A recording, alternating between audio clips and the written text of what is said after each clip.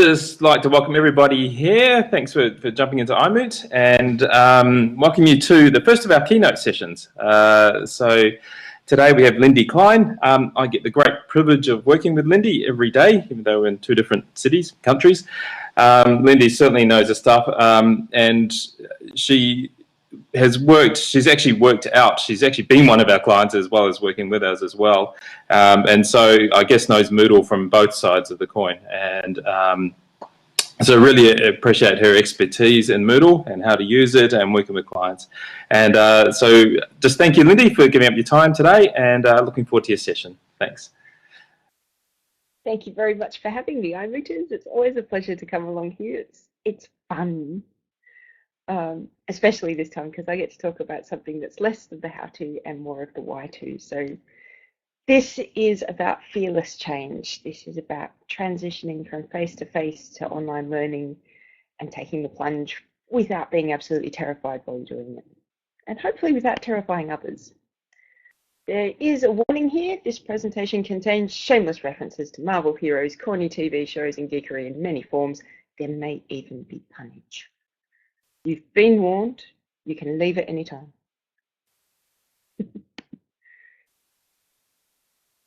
The mission that I'm assuming you're on, and certainly the one that I'm on, is to help colleagues who are mainly subject matter experts to transition face-to-face training programs to an online space. And sometimes that's transitioning from face-to-face to blended to fully online at a later date. Sometimes it's making the jump right up the front from face-to-face straight into thank you, Miranda. Straight into a fully online offering. And what we mean by fully online can be varied across all kinds of sectors. So fully online for RTO and vet sectors in Australia can often mean that it's self-paced, that there's very little direction for students, or quite the opposite end, that it's blended and there's going to be workshops where the facilitator comes and supports the students. Because there's that disparity across what we mean by this one term online, we can cause a lot of unnecessary concern because we're not being specific. So it's good to get specific right up front.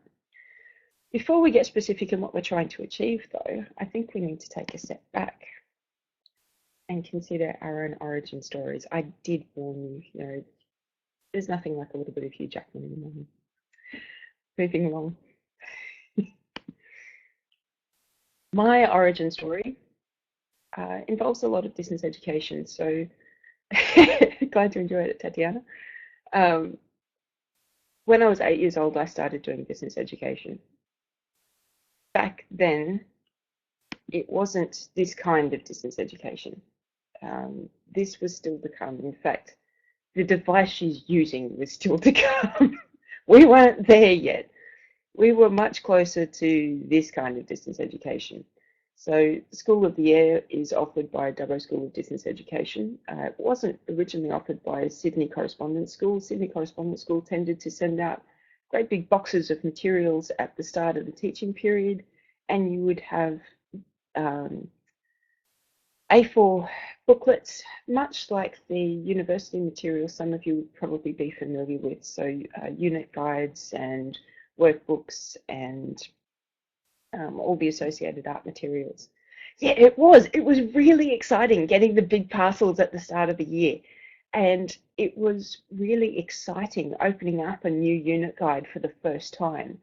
It would still have that freshly printed smell. There was a very sensual experience there. Similarly, with when we first got our radio installed, that excitement does dull quickly. When we first got the radio installed, there was a lot of excitement around putting up the antenna and installing the equipment, and the smells that were associated with that too. Smell's one of our greatest memory sensors. It becomes more complex when you realise that there are 20-odd people talking on the same radio channel at the same time, and none of you are aware of it because you can't hear anyone else when you're talking.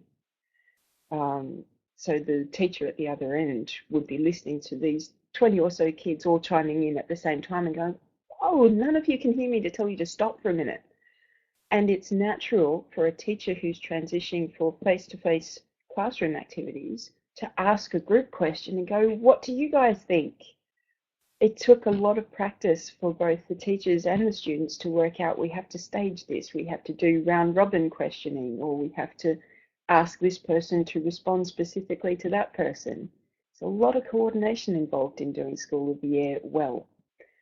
Similarly, there's a lot of coordination involved from teachers in doing distance education well, but even if you've got a teacher who's doing it brilliantly, for a student, you can send a package of work in and not get any feedback on it for 2 to 3 months, or at least back in late 1990s, late 1980s, early 1990s. It would take that amount of time purely for the postal system to catch up with things. And because there was that delay, you would often send things in bulk. So I might have been working on a particular unit for a month and sent the whole unit in. That meant the teacher had at least 2 weeks of marking work to do just to get through my work, not even anyone else in class. Very delayed, very hard to build relationships between students and educators with this kind of learning. Not impossible, but it's hard. So when I came across online learning, I saw this connection of internets and computers and things, and felt this. I got to be able to connect with other people in real time. Oh my goodness, this is possible. It doesn't matter where you are anymore. You can just connect. I went from being an isolated distance education student, and we were doing distance education because of physical isolation, not because we were traveling for the most part, to being still an isolated student, but now connected with other students online. It was brilliant. If you could sum up your response to online learning in a word, what would it be? You can type them over in chat. If you've got microphones, you can chime in with them. It's all good. Not School of the Air anymore. We can all chime in together.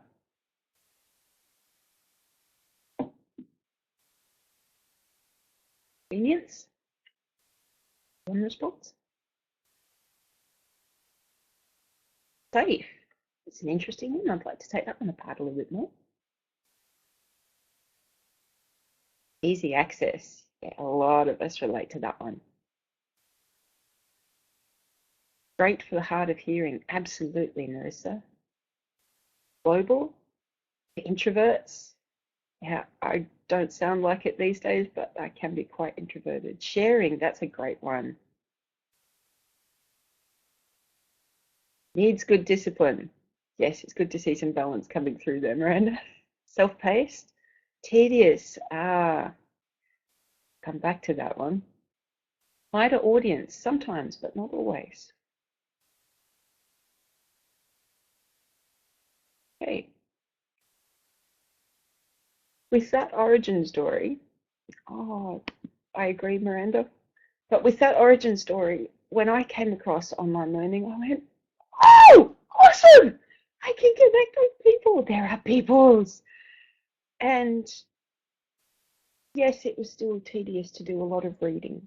And yes, it was still tedious to do a lot of writing. And a lot of online courses are still a lot of reading and a lot of writing. But keep in mind that that's what I'd grown up with. That I had to do readings of massive boxes of materials just to be able to get through things. If we were lucky, we got cassette tapes where we could listen to people reading those same materials to us. Oddly enough, that technique hasn't changed when we transition to online. There's still a lot of repeats of that. Even so, my perspective towards online education has still been, this is awesome. There is so much more we can do here. And I've frequently come from that learner perspective of I can connect with things, I can do things that I wouldn't otherwise have the opportunity to do and learn about. Not everyone shared my enthusiasm, particularly when I started working as an educational support person. So, hey, Carrie, welcome in. When I started working as an educational support person, I was working in organisations that had been predominantly face-to-face teaching organisations. They were accustomed to being able to spot when students were turning up and when they weren't. when they were asking questions and when they weren't, when they were struggling, either legitimately or just being slack. Personally, I think just being slack is usually masking a legitimate struggle, but that's probably a whole other thing. Their stories didn't match in any way with mine. In fact, I was the rarity. So my enthusiasm for online learning, I would find, wasn't often reciprocated. Some people were on my wavelengths, but I tended to be the minority when I was starting out, and that can be quite frustrating. I persisted because I figured, like water over the rocks, it would wear down. Eventually, people would get how awesome this is, and we would build something really, really cool. I explained to anyone who would listen how different things worked. I still explain to anyone who will listen how different things work. I share ideas with those who are interested. So I still go, hey, there's this cool tool. What if we twisted it this way? There's a reason I'm called Middle Chick. And yes, I've got a couple of people in the chat going, yeah, that sounds familiar. I think a lot of us in this session probably persist in similar ways. We explain, we help those who are struggling with the how to do it. We share ideas on how we could do it differently or better or to a different purpose. We help fix the things that break. I want to emphasize there that we help though, or at least I help. I try not to rush in and just fix for people. I try to sit with them and go, well, where did it break? Is that a break that we were expecting? Is it breaking because we're using it in a way that we shouldn't be using it? Can we do something different with it? Do we need to fix this tool or do we need to use something completely different?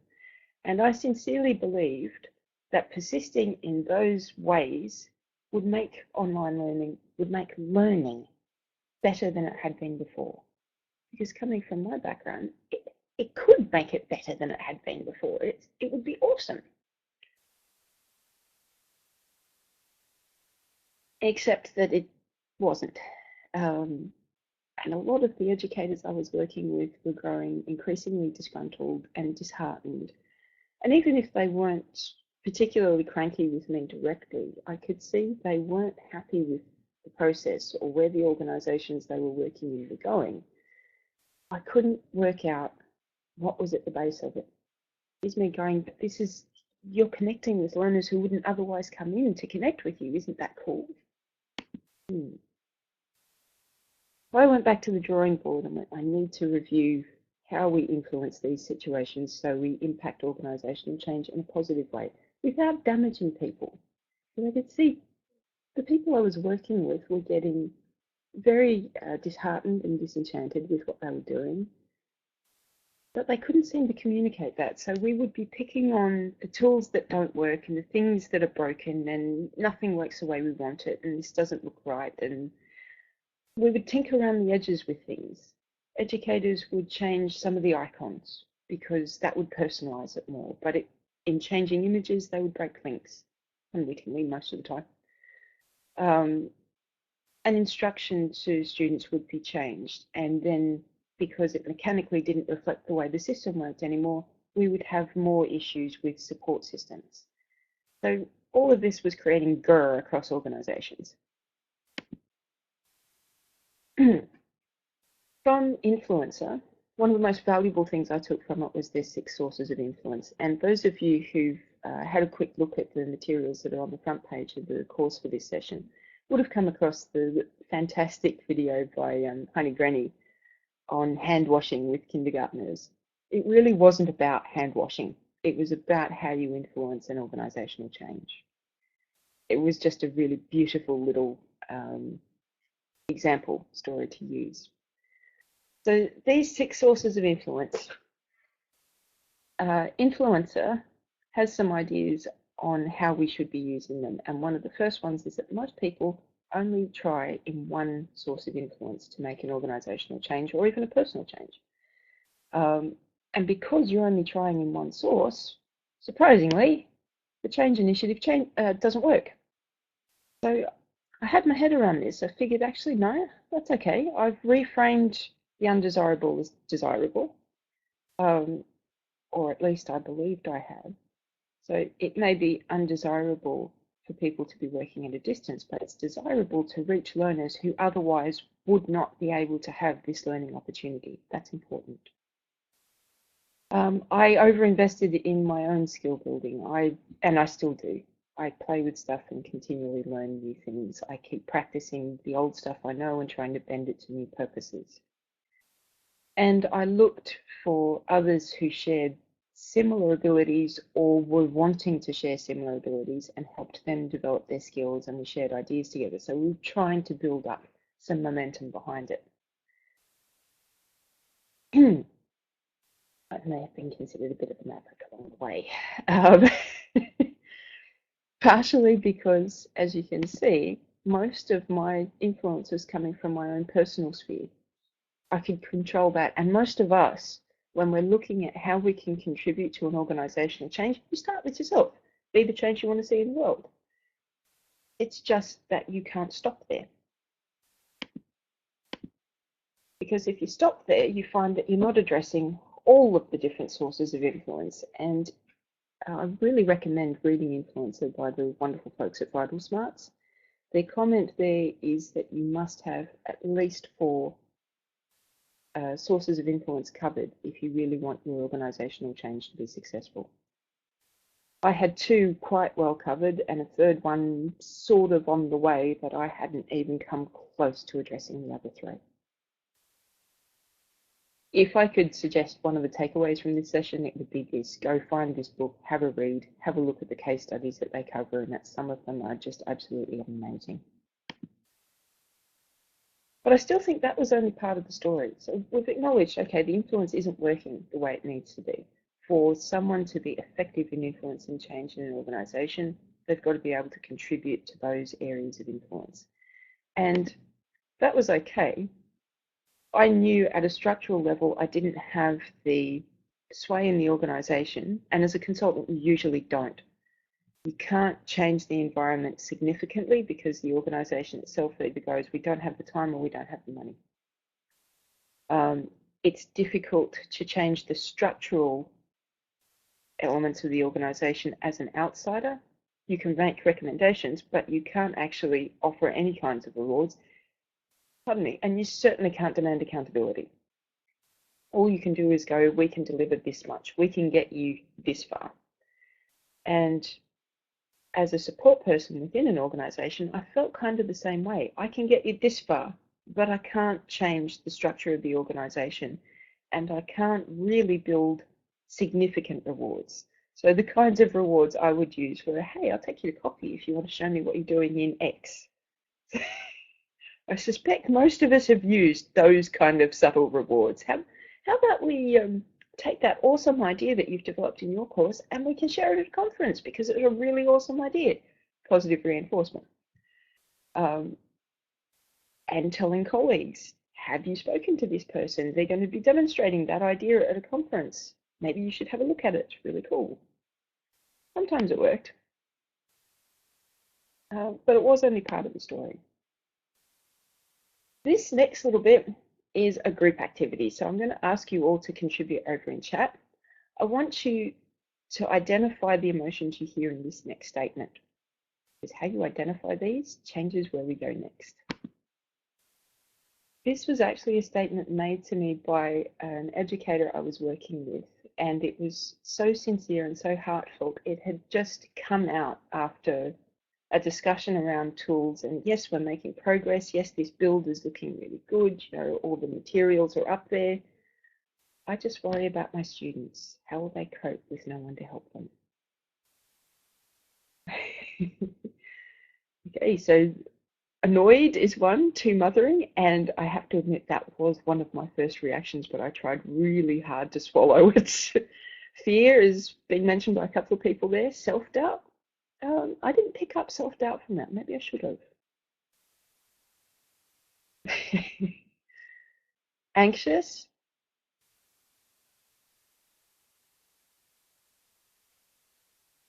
Not believe in the possibility of online learning enough.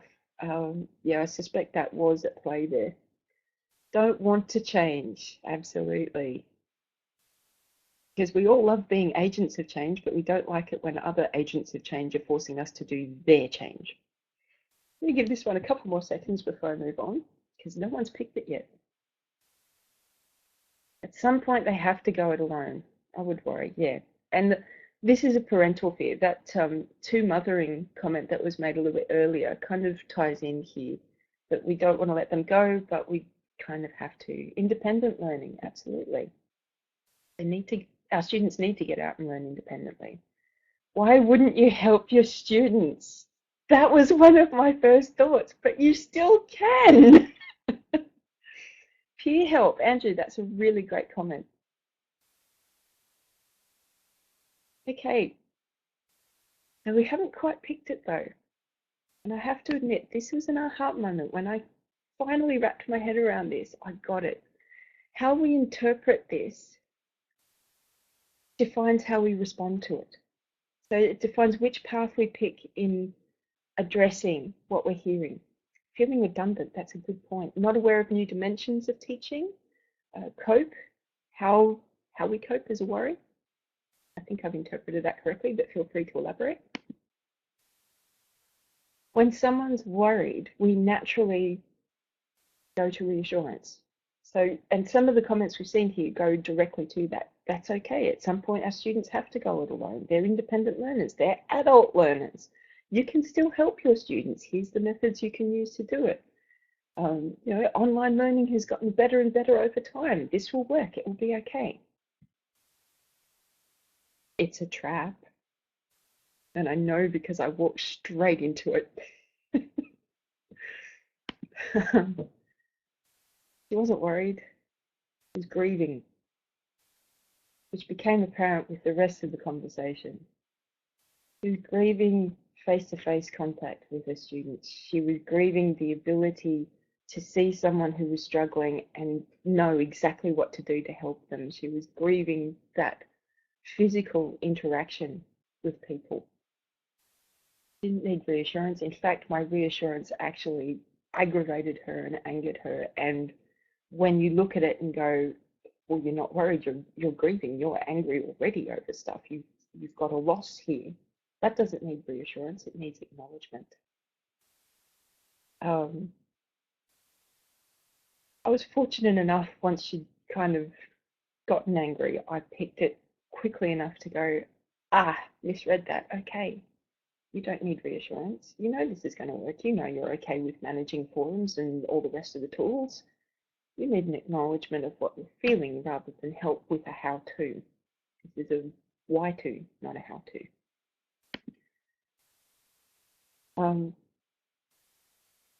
I have to wonder how many educators who are transitioning from face-to-face are actually going through a grieving process as well.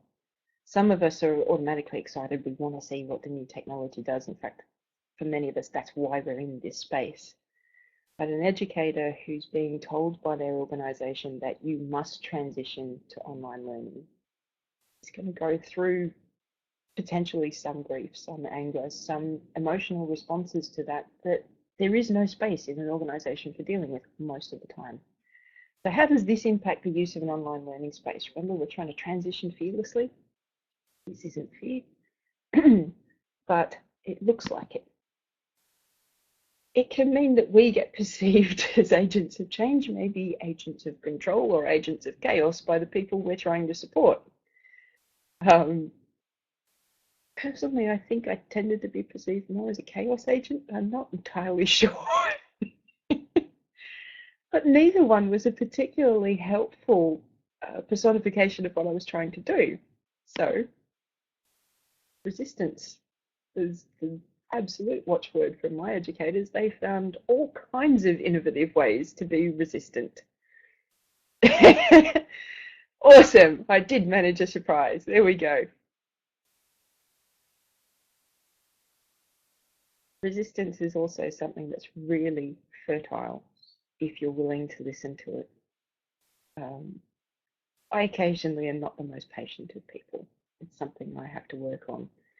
So when I initially get resistance, I tend to get frustrated and a little bit defensive. I need, and I don't know if any of you in this session feel the same, but I need to actively step back and go, what does this resistance look like? What is it telling me? So what does resistance sound like in an online space? Shouldn't I be doing something more productive? When we offer training sessions or support sessions or mentoring time or how-to guides, shouldn't I be doing something more productive, is a fairly common response from educators. They've got so much to do. I've got so many projects on. I'm really busy. Busy is actually one of those words that will tend to irritate me. Pardon me. What can I show for my time? So I need to show my manager account for CPD. Yeah, absolutely. There's a comment here. Shouldn't I be doing research? That's whatever task they put there. It's basically going, I can't see this as being productive. How do I show that it is? And some of them, they won't want it to be productive. They won't see it as productive no matter what you do. Some of them are genuinely concerned that their manager is going to be walking in shortly and this doesn't look like I'm doing something constructive. It looks like I'm just tinkering. Another one, I didn't want to bother you, so I just left it. That used to drive me nuts. I am here to be bothered. My whole role within the organization is to be bothered. I'm very good at it. Please come and bother me so I can help fix things, improve things, understand what it is that we need to be doing in this space. Oftentimes, the phrase, I didn't want to bother you, or words along those lines, is actually masking, I didn't want to feel inexperienced, or like I was learning something for the new time, or like a novice. I'm an expert in my field. I'm not a novice anymore. So when you hear a phrase like that, it's about responding in such a way that you're not questioning the expertise in their field, and you're reassuring that everyone has to learn new stuff some of the time. Anyone who's learning a new technique is going to struggle with it a little bit to begin with. The phrase in the middle, it's okay, I can do the extra work involved. That's usually coming from, this is going to sound terrible, I perceive that as usually coming from people who have a martyrdom complex. If there is extra work involved, then it's costing the organization extra money to pay you to do that extra work. So if there's an automated process that we could be using and it's just a matter of learning to use it well, then it's probably more of a value add proposition to invest in the new process. We tried that before. See, absolutely. That's definitely a resistance phrase. Thank you very much for sharing that. Which also ties into, well, I just used the older system like we used to because, you know, we tried this new one and it's not working. So we just went back to what works. Someone who's saying we went back to what works means I'm going back to what works for me. Students prefer, you guys are doing awesome at this. Absolutely. Some students will prefer, but oftentimes that phrase is masking, I prefer. So I get along better with my students when we do it this way. So we know what resistance sounds like. Some of you have come across some of these before. I think it's important to hear it not as an attack on what you're doing, not to take it personally, and not to respond to it personally.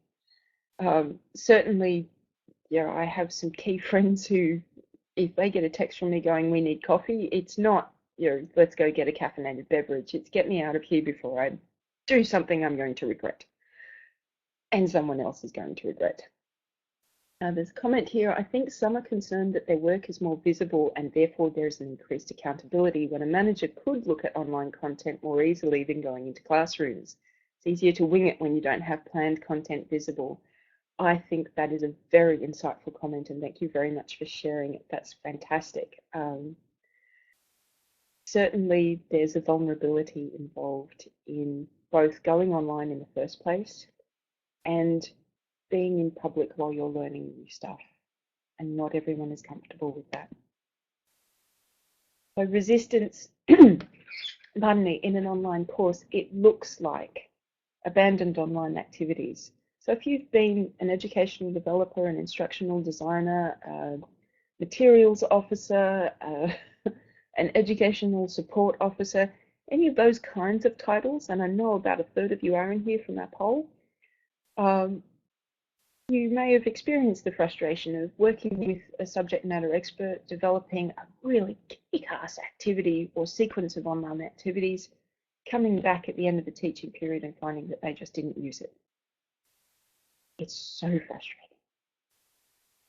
Resistance can also look like overwhelmed support staff, because even though a template was put in place at the organisation or instructional design was involved in the development of the course, something's gone wrong and broken in the way the instructions were done, or there's a sequence with a step missing. So the support staff are overwhelmed by calls from students going, yes, it says it should do this, but it actually doesn't. There's a comment here from our wonderful, wonderful participants. Some of it is not wanting to share, not wanting to lose intellectual property. Absolutely. Especially sessional teachers who work in more than one institution. Absolutely. That's a fantastic insight. So as soon as you put anything online, it's relatively easy to copy it, repurpose it, and share it around. And a lot of people are quite concerned about that. There's a phrase most of us will have been familiar with called content is king, and it's been peddled around the internet for decades now. Content is not king. Content is readily findable these days. How we interpret, share, support people in understanding that content, that's king. How we build relationships between people and content, that's king. Most welcome. So staff providing support in an unintended manner, I actually want to go through these and break them down a little bit further, so that's what we're doing. When you have subject matter experts providing phone support for how to use Word documents, something's gone wrong. Especially if you're in an organisation where you have IT support as well as subject matter support.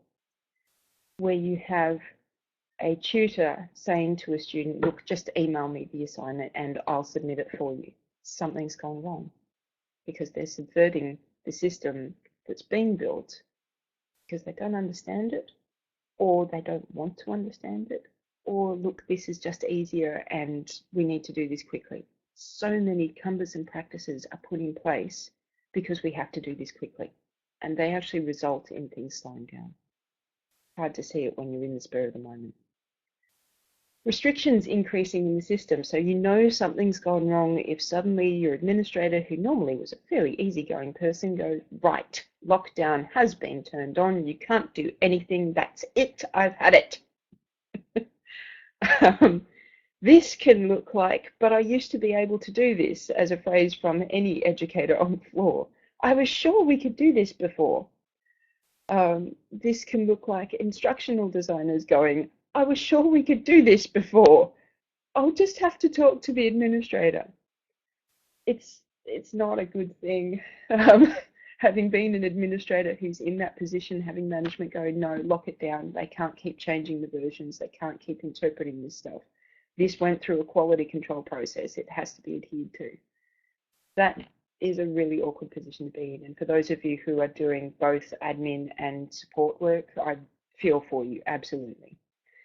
Which leads into the next point, role uncertainty in the organisation. So if you're a wearer of many hats, and I tend to be, it can be quite difficult for both yourself and others who are working with you to determine what's within your role and what's within theirs. When you have an organisation that's going through a lot of its own process changes quite apart from transitioning to online, role uncertainty will transfer into that teaching space to be, well, I'm the coordinator, so you need to talk to the tutor about that, or the tutor saying, no, I'm just a tutor, you need to talk to the coordinator about that, or you need to talk to this support person. The end result for the learner is being shunted around to various different points and not actually getting an answer, so it becomes very frustrating for everyone involved. The more frustrated your learners get, the more they tend to share that frustration with everyone else, which reinforces that paradigm of online learning is bad. We didn't have these problems when we were face-to-face. It encourages educators to come and talk to me, give me a phone call, come in, make contact, rather than using the system. If you want to move online fearlessly, you have to listen.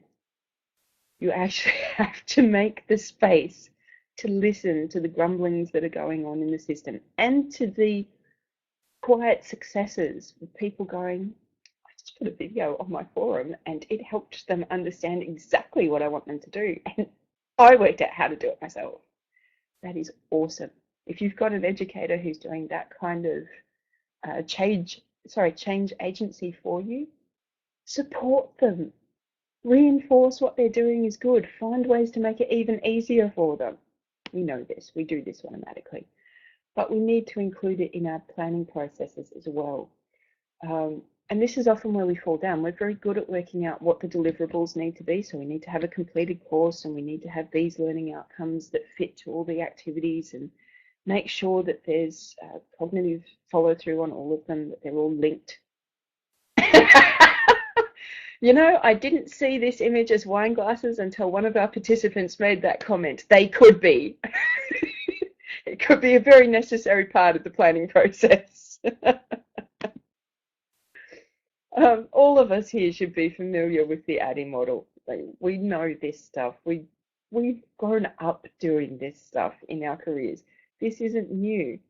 What might be new is taking ADDIE and overlaying it with empathy, which has to infuse each of these steps of the design process. You can't just kind of sequence in, yes, we're going to analyze the requirements of the organization, we're going to design a solution, then we're going to empathize with everyone who might be impacted by it. It doesn't work like that. We have to approach each of those communication points through that model with empathy and with less fear, obviously, but less defensiveness too, because defensiveness tends to provoke fear. And this may not be an issue for some of you in this room, but certainly when I put so much effort into designing what I see as being fantastic solutions and really engaging activities, I get defensive when people go, but that won't work. I have to tame that back a bit. So here's Grimm's Fairy Tales. This is an anecdote from relatively recent experience, of which I'm still learning. A very well scoped out project with deliverables for documentation for why the course was built the way it was. The necessary activities had been decided, including the tools that would be used to support those activities, how and the timeline for getting those built and everything uploaded, all laid out beautifully. It was one of the better scoped projects I've worked on, which of course meant that the scope went out the window as soon as we sat down for our first development session. The educator involved, highly intelligent and well thought of expert in her field. She's fantastic. Had never used Moodle before though. Was a little bit nervous, but open to the ideas. So much so that despite being told the timeline for having this course ready for students is 4 weeks, so rather than training time being built into this, we need to take the advice from the consultant and build on it. There's no real room here for tinkering with things, which is not my preferred way of doing things. I like to tinker. I like to have enough space to actually experiment with different solutions and come up with the best one. Nevertheless, fixed time frame, but support from management going, look, we know the first version isn't going to be perfect. That's okay. Can you show us? Someone's got a microphone on, or did have briefly. It's all good. It's okay as long as you can show us that you've solved or are working towards solving some of the issues that we've identified across our courses in earlier iterations. So if you can show that there's incremental improvement, it's all good. It doesn't have to be all fixed right now. Except that this wonderful subject matter expert went, but I want it to be the best it can be. And I've got these new ideas for how we can tweak it and make it better. And let's put those into action because, you know, why would we give our students a substandard product when we could give them this better one? The weeks are ticking down. It's tinkered with various activities, ignored the suggestions for this is probably the best way to do this. 2 weeks go past and the project manager looks back at the course shell and goes, there's been nothing changed here. What's going on? I can see that there's been some activities built, but none of them actually fit the requirements that we discussed. What's going on? Where have we fallen off? What can we do? Over the course of the following week, that particular educator became extremely distressed and stressed out. She was trying so hard to learn all this new stuff and make it work perfectly for the first version. And the time just wasn't on our side. The first version will be up in the next couple of days. It won't be perfect, but it will be functional. And that gives us scope to improve the functionality along the way. We have spent probably a week of just being caught up on the emotion of it rather than being able to work past that and get it built. And this is in part because there was no time allocated for how does this person transition from the model they knew for teaching to this new online model. How do we make space for that change in headspace? Pardon me. So the takeaways. I'm aware we're coming up to time for this session, and it does get away on me. No, it's not that kind of takeaway. There's no chimichangas here. The takeaways from this session: be aware of your own origin story and how it's colouring your view. It took me quite a while to work out that not everyone sees online learning as being this fantastic panacea of solutions for connecting learners who wouldn't otherwise have an opportunity to learn the materials we've got or the skills and information we're offering. Listen for the cues that others' stories are different to your own and how it's impacting their views. When someone who is teaching a nursing course tells you how fantastic it is to provide that face-to-face support to a patient and their family, understand that that means they like providing face-to-face support to people. That's where they're at. Don't rush to fix it. This is just generally good advice. Acknowledge what they're feeling before you try and fix it or reassure them. So acknowledge, ask them if they want help, offer the help that you're prepared to give. Remember, resistance is fertile. Within their resistance, you can find the seeds of the next version that might work even better. Make space in your change plans for review and adjustment and human emotion. Understand that some days you're not going to get deliverables so much as an emotional cascade that needs to be worked through. And sometimes the workplace isn't the space for doing that.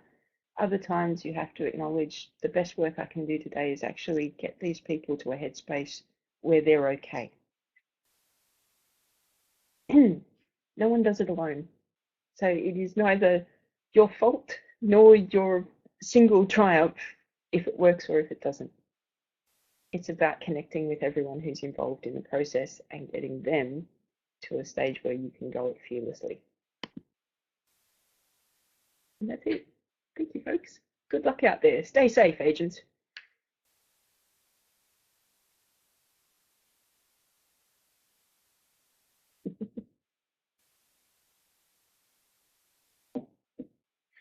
My pleasure. Thank you, folks. If you've got questions or you want to discuss some of these points, now is the time to do it. We have time. I'm glad you enjoyed it.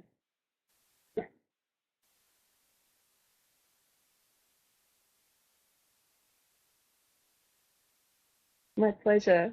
Lovely to see so many familiar faces and new ones in here. Thank you so much for coming along, especially those of you who are up late. So, dear, I think that was you. You're up at midnight to attend this. Thank you so much.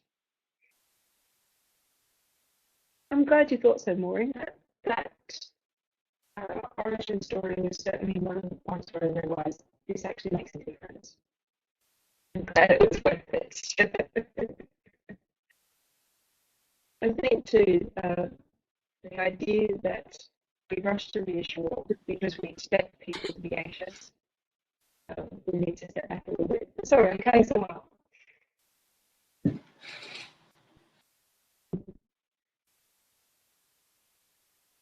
Hey Lindy, Shane here. Just want to jump in and say thank you for your time and for a great presentation.